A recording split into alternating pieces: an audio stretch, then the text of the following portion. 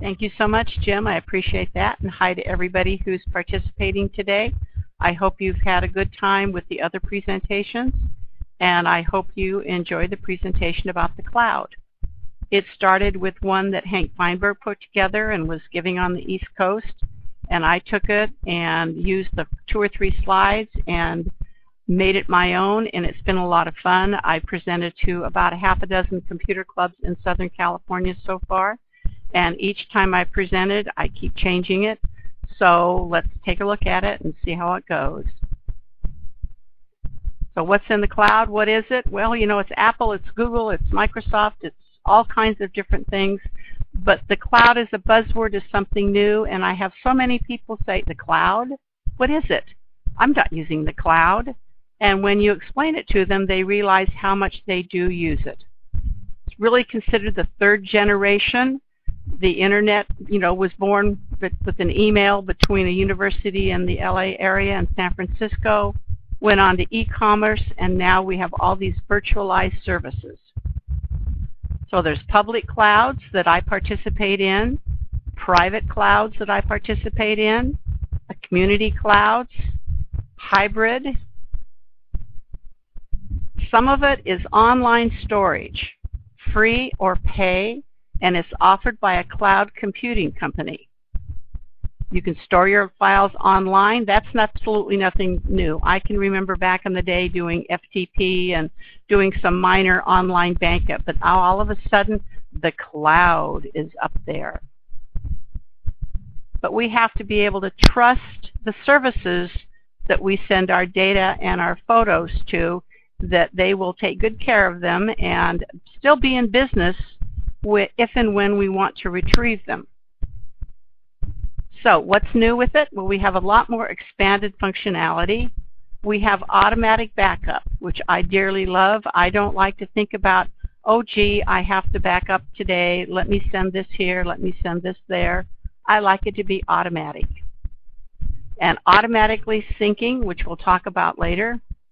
And collaboration. I collaborate with Jim Evans on almost a daily basis via the cloud. He's in Cleveland. I'm in the Santa Clarita Valley, 2 valleys up from LA. And you can do it anytime, anywhere. And it's cross-platform. Hooray, we don't have any complaints from Mac people or Linux people. We all can use it. So what can you have in the cloud? You can have your applications, not on your PC. I can remember being at Comdex back in the day, and Bill Gates saying, you know, the future of computing is everything is up in the cloud and nothing is going to be on your hard drive. You're not going to be having any word processing programs, etc. You're going to all access it from someplace else. So that's word processing, our spreadsheets we use, our presentations. Social networking, of course, is all in the cloud. Media sharing. A lot of us do a lot of media sharing. It's all in the cloud. And the biggie for me is that redundant backing up. And here's one of those cute little cloud cartoons that people have to show you how everything works and what it is. So what type of security do you need? You need an antivirus program, one that you remember to update all of the time, and you need to have a good quality one. You need to make sure your firewall is working correctly, and even if you don't do any type of networking, you should have a router because that's an extra protection.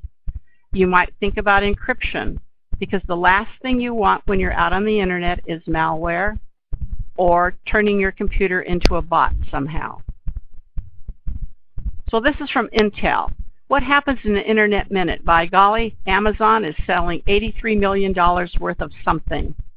We're sending 204 million emails, viewing 20 million photos, uploading to Flickr 3,000. 6 million Facebook pages are viewed. You can read that one in just one Internet Minute. This is Pandora, 61,000.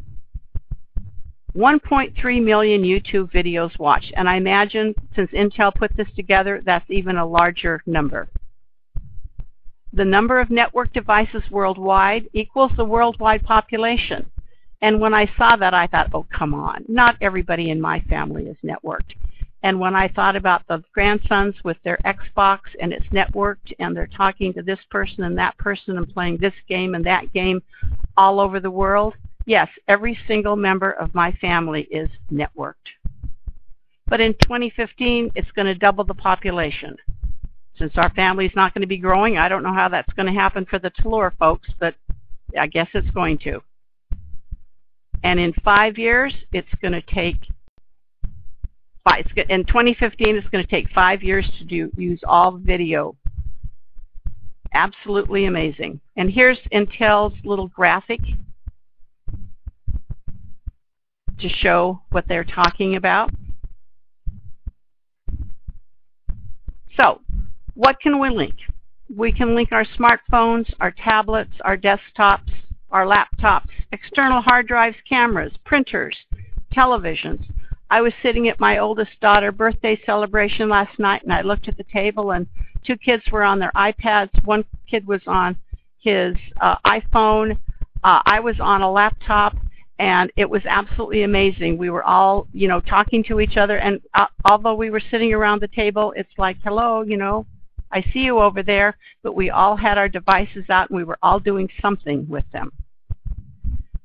I explained storage in the cloud to my beginning students as, think about it as 1 or more external hard drives that you can access over the internet from any computer and device. They need something concrete to think about because they look up at the sky and they think the cloud.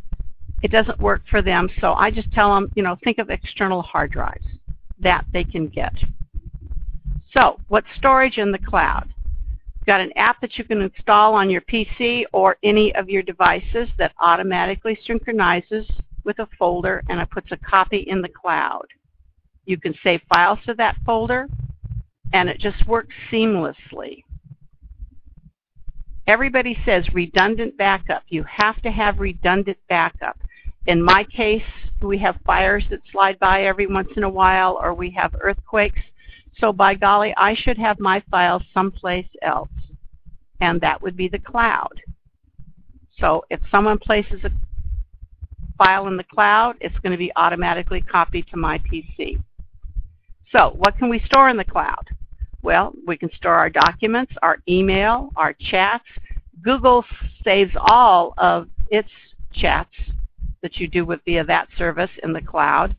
Spreadsheets, financial info, data, contact information, photos, music, social networking, and anything that you can possibly think of, you can store up in the cloud. Again, it's redundant backup. It's not your main backup, but it's redundant. So, synchronizing your data, no longer tied to any specific location or device. I was, using one of my kids' iPads last night, sending documents up, emailing people. It was a lot of fun because I had never used an iPad before. But the problem is you need to keep everything synced so you can access the same data from your smartphone, your laptop, your iPad, your desktop PC. So what can you share with people? You can share the same things: documents, spreadsheets, presentations, photos, videos, user group newsletters, calendars. You have a 50th wedding anniversary celebration that you're coordinating, and you can have a calendar that you can share with everybody that you've invited, and it's an absolutely outstanding way, other than email or in addition to or better than, to coordinate everybody's schedule. And you can share files. Again, this is what Jim and I do almost on a daily basis. So how can you share stuff? Well, Microsoft Live Office, that's what Bill Gates was talking about. Google Docs, you can have online storage. You can have a public folder or a private folder. You can have a photo sharing site, make it public, and share that 50th anniversary celebration photos with everybody. You can use Picasa, Shutterfly, Snapfish, Flickr, you name it. There's a gazillion photo sharing sites up there. YouTube, if you have a video that you don't want everybody to see, you can make it private. So only the people who were at that 50th anniversary celebration have access to that video. And the iCloud, iTunes, photos, calendars, apps, the same thing. So what's iCloud? Way cool. They have one-stop shopping. They don't need to go someplace else. It's built into their iOS device and every new Mac. They can access music, photos, calendars, contacts, documents, and much more. And of course, it's all Apple stuff. So this kind of gives you an overview of Microsoft Office Live. There is Word. Okay. Now, the problem with this is if you're not an aficionado of the ribbon, this is your only choice. And the other only choice is it saves as 2010. A lot of people are still using 2003, so you have to bear in mind that you have to make sure that they have access to that app that they may or may not know about that they can download so they can read the 2010 documents or spreadsheets. Excel is on the bottom. Don't look too bad. Kind of look like they do a lot. But then there's PowerPoint, which doesn't seem to have, as many options as we normally have. But it is up there, and you can create a PowerPoint, and you can share it and get comments from people that you give access to. If you're going to use Google Docs, you need, of course, have a Gmail account.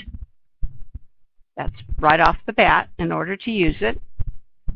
And here's their version of word processing. And in the corner, there's comments. And you share and comment with whoever you designate. And then on the bottom diagram, it's the comment area where everybody can comment on whether they like what you've written, how they want to change it, or whatever. And you're collaborating online from all over the world. And there's their spreadsheet and their presentation software. So if you back up in the cloud, you have your external hard drive, maybe as your primary, or maybe you prefer to back up to DVDs, but you need that redundancy. I can't stress that enough. I do that to all of my students, and they haven't had, a hard drive die or even an external hard drive die. You need to have your data stored in multiple locations. If you store it in the cloud, it's protected because you give it a password. If you're looking to check to see whether your password is really good, you can go to Microsoft.com and their password checker, and it will tell you whether it's weak or strong or very strong.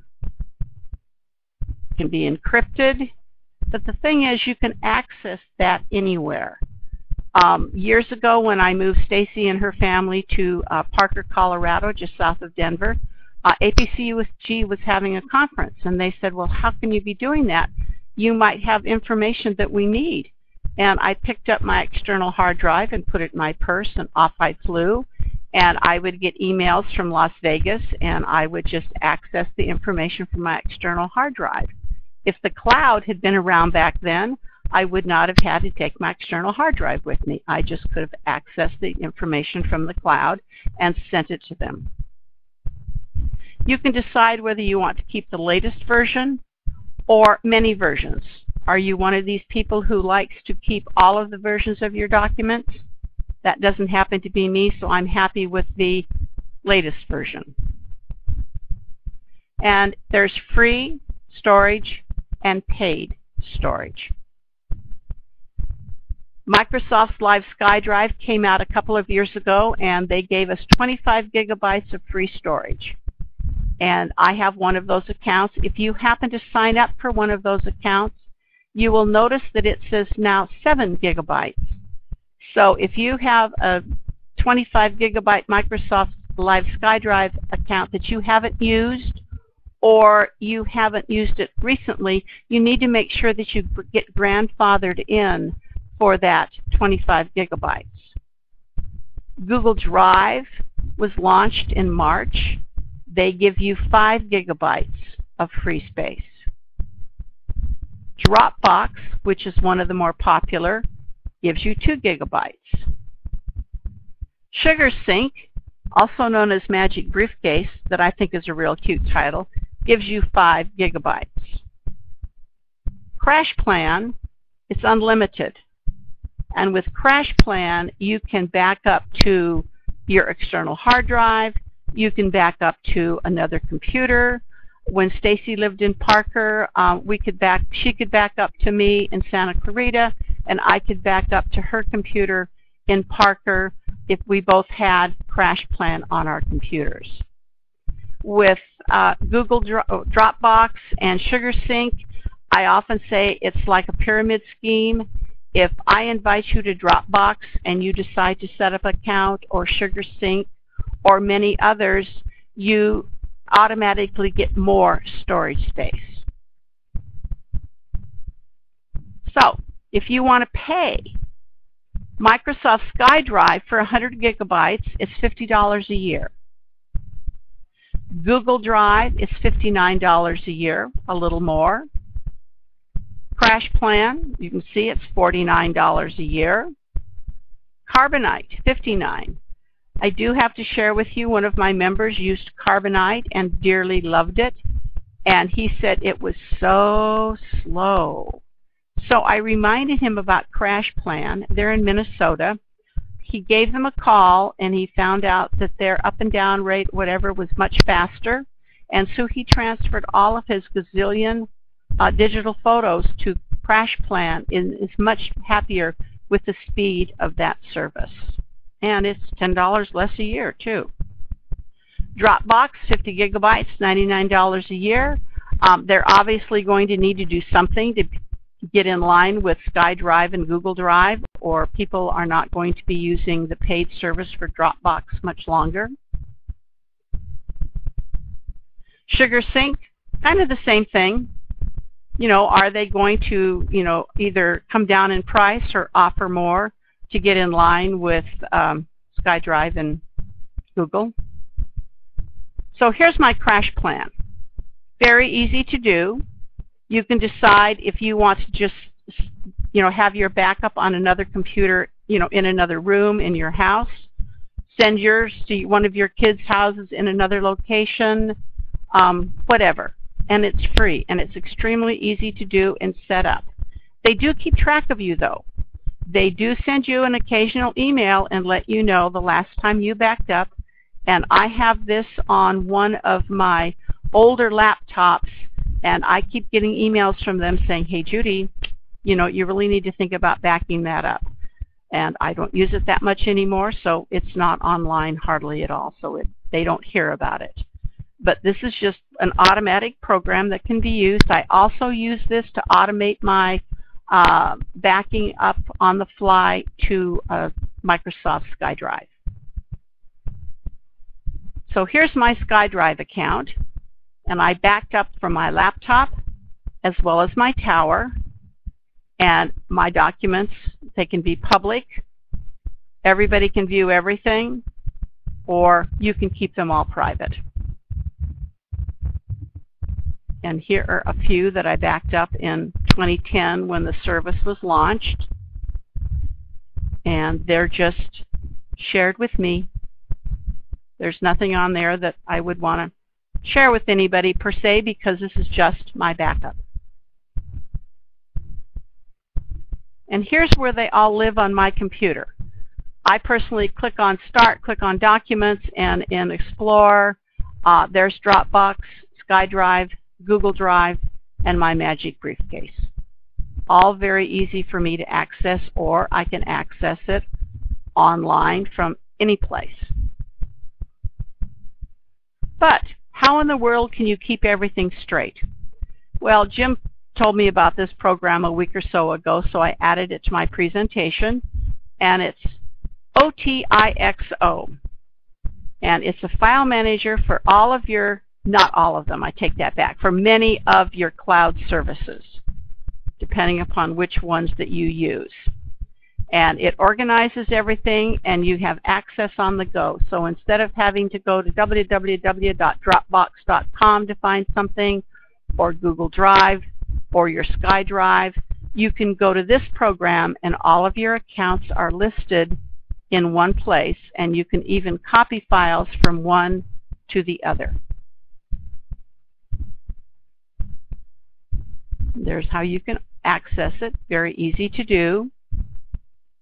Now, you get 2 gigabytes usage per month. That means you can copy and paste from one account to another, general housekeeping things like that. But of course, if you want to pay money, and they suggest this for business people who keep all of their business, work up there, it's $9.99 a month, and it's unlimited what you can move around and have fun with. And what I think is neat, you don't even have to say, I don't want to save it. They automatically don't save your username or password. They could care less about saving that, and I think that's a good thing, because oftentimes people forget to uncheck that box, and all of a sudden who they're dealing with remembers their login and password. So this is what happens when I added this to my Dropbox folder. It said, hi, do you really want to do this? And Dropbox is asking me, do I want to allow this service access to my accounts? I said, allow. And here's how it looks for accessing SkyDrive. And with this, it was a yes or no question. And this is how it looks. This is their service, and there's my Dropbox account. And here are some of the folders in my Dropbox account. And then there's my SkyDrive. I gave them the ever popular names, JT Dropbox and JT SkyDrive, when they asked, what do you want to call this in here? And this is just a neat little organization tool that you can use to manage many of your cloud services. And if nothing else, they have a really cute logo.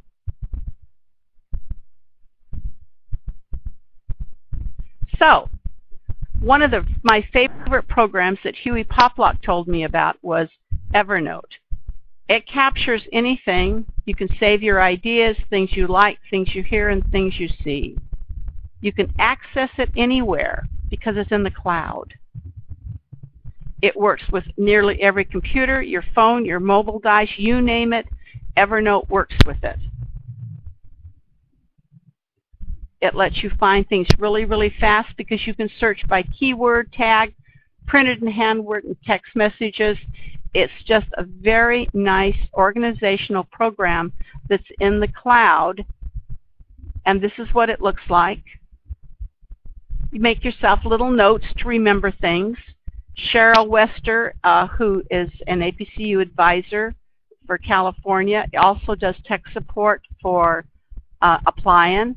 And she's always sending this serial number of something. And, I don't delete Cheryl's emails, but they just disappear somehow. So by golly, I put that serial number in my Evernote account, and there it is. And whenever I need it, whether I need it from my laptop, my desktop, whatever, my smartphone, it's in Evernote. Kind of, if you have a how-to list, a to-do list, anything, you just put it in Evernote and access it. It's one of those really cool cloud applications. So how do you communicate via the cloud? Well, everybody's heard of Skype. Skype to Skype is free, or Skype to landline or your mobile. You can subscribe and, of course, pay money, but the first choice is free. And there's also a program called Vonage, and that's $25 a month plus taxes and fees. And what do you need? You need one of their boxes. You need high-speed internet access. And it does voicemail. It sends you a readable text message for voicemail. But it's in the cloud. It's a cloud service. Google Voice. This is another one. This one is way cool. You can choose your own number. So you could have this as an alternate home phone number, or your kids could have their own number. But the one thing that I think it's great for is user groups. I think every user group should have a Google phone number. There are still people out there who like to communicate via phone. They'd like to get in touch with your user group. have a Google Voice phone number. Again, it's free, and you get the email, voicemail, and then someone can call them back. When I chose mine, I chose a number that I personally really liked, and when I get voicemail messages, they come into my Gmail account, and the voicemail that I have on there is the exact same message that I used when we actually had our own landline. And nobody really knows they're communicating with a computer. And again, it's a different way for people to find you. And people love Magic Jack. You can get it as inexpensive as lot less than $19.99 a year if you choose a multi-year pack. It plugs into your computer or your router. You can get directory assistance. It's got call waiting and caller ID and free calls to the U.S. And people have said they tell me they take their Magic Jacks on vacation, and when they're overseas, they plug it into their computers, their laptop, whatever they have, and call home, and it's like calling home with your own number, so there's no charge. And this is new to our household, not my household, my family. FaceTime for Mac. My son-in-law is a high school teacher, and he has a Mac at school, so he has one at home now. And every kid in my family has an iPhone, including the grandsons. And they're all starting to use FaceTime for Mac. And video calls, Mac to Mac, Mac to all of your eyes. And my son-in-law's dad is almost computer illiterate. We have tried really hard with him over the years, and he is using his FaceTime for Mac, and he thinks it's the greatest thing that came down the pipe. He has finally found something that works for him, and he calls the grandkids and everything all the time, and they do face-to-face chats, which is really great. He would have never been able to figure out Skype, but this he's got down pat.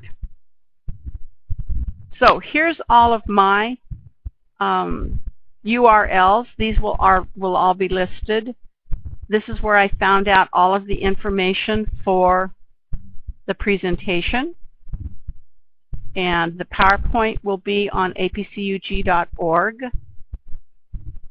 And you can get more information on any of these websites. And the future of computing is here, and it's in the cloud. So, any questions? Do we have any questions? Judy, John Major has a question about logging into Evernote using a web browser.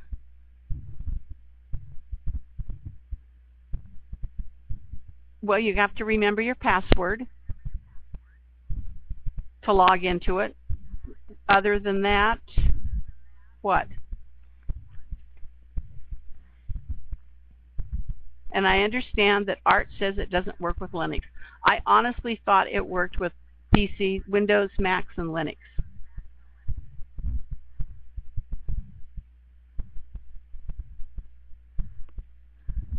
Judy, you have a question about Amazon S3.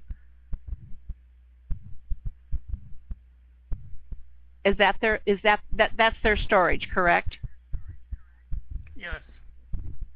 Okay, I don't use that, so I don't have that listed. Everything that I have listed here I use, and I need to get my act together and start using the Amazon service so I have a frame of reference with it.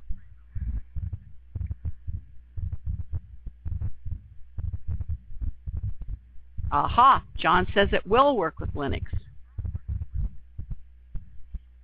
Jim, do you use Amazon S3?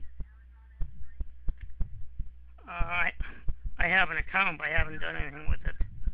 Okay. I can't really say. Well, that's two of us then, so we both need to get our acts together then.